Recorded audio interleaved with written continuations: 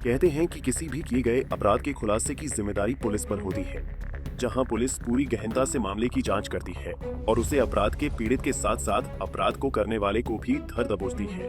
लेकिन जब पुलिस के द्वारा किए गए खुलासे पर ही सवाल उठने लगे तो आप क्या कहेंगे? जी हाँ, एक ऐसा ही सनसनीखेज मामला सामने आया है मेरठ में, जहां बीते दिनों एक युवती की मिली हुई लाश का खुलासा पुलिस ने तो कर दिया, लेकिन अब पुलिस के द्वारा किए गए हत्या के खुलासे को गलत बताते हुए मृतक युवती को विदेशी बताते हुए पुलिस के खुलासे पर सवालिया निशान उठ रहे हैं। दरअसल मेरठ के मवाना थाना क्षेत्र के मवाना खुर्द इलाके में बीती 21 फरवरी को एक फार्म हाउस के पास खेत में एक युवती की लाश मिली थी, जिसका चेहरा जला हुआ था। शव की सूचना मिलने पर पुलिस मौके पर पहुंची और पुलिस ने शव को कब्जे में कर पोस्टमार्टम के लिए भेजते हुए मामले की छानबीन शुरू कर दी।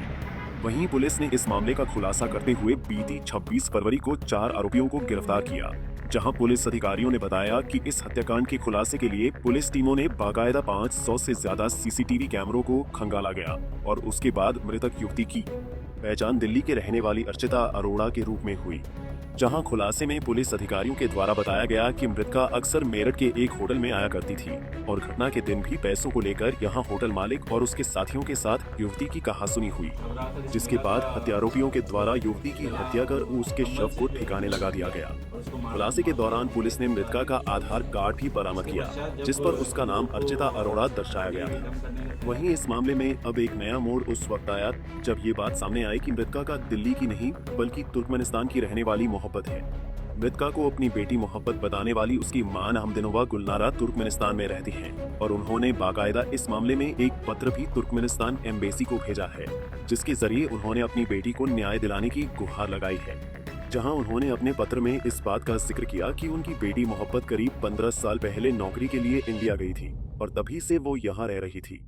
इस दौरान उसका आधार कार्ड में गलत नाम लिखा गया है और उसका पासपोर्ट भी कुछ लोगों के द्वारा जब्त कर लिया गया था। वहीं मामले के सामने आने के बाद पुलिस महकमे में हड़कंप मचा हुआ है और इस मामले पर एसपी देहात अभिजीत कुमार का कहना है कि 21 तारीख को मेरठ के मवाना थाना क्षेत्र में एक महिला का शव मिला था, जिसे पुलिस ने कब्जे में कर पोस्टमार्टम के लिए भेज दिया था। इस मामले में पुलिस टीम के द्वारा 500 से ज्यादा सीसीटीवी कैमरे खंगाले गए थे और इस घटना का सफल अनावरण भी किया गया था। इसके साथ ही उन्होंने कहा कि इस मामले में मृतका के तुर्कमेनिस्तान निवासी होने की बात सामने आ रही है, जिसके लिए विदेश मंत्रालय भारत सरकार के द्वारा संबंधित एम्बेसी से पत्राचार किया जा रहा है और इस मामले में जांच की जा रही है और जांच में जो भी तथ्य निकाल कर आएंगे उसके हिसाब से कार्रवाई की जाएगी। दिनांक 21 फरवरी 2026 को थाना मवाना क्षेत्र में एक अज्ञात शव की सूचना प्राप्त हुई थी, जिसको पोस्टमार्टम हेतु मोर्चरी भिजवाया गया था। वह इसमें जो शव है उसका चेहरा बुरी तरह से शत विशत होने के कारण उसकी पहचान नहीं हो पा रही थी। इसमें कई टीमों का गठन किया गया था, जिसमें सर्विलांस की भी टीम थी, जिन्होंने 500 से अधिक कैमरों का परीक्षण किया गया। वह इस जो मर्डर की घटना है इसका सफल अनावरण किया गया।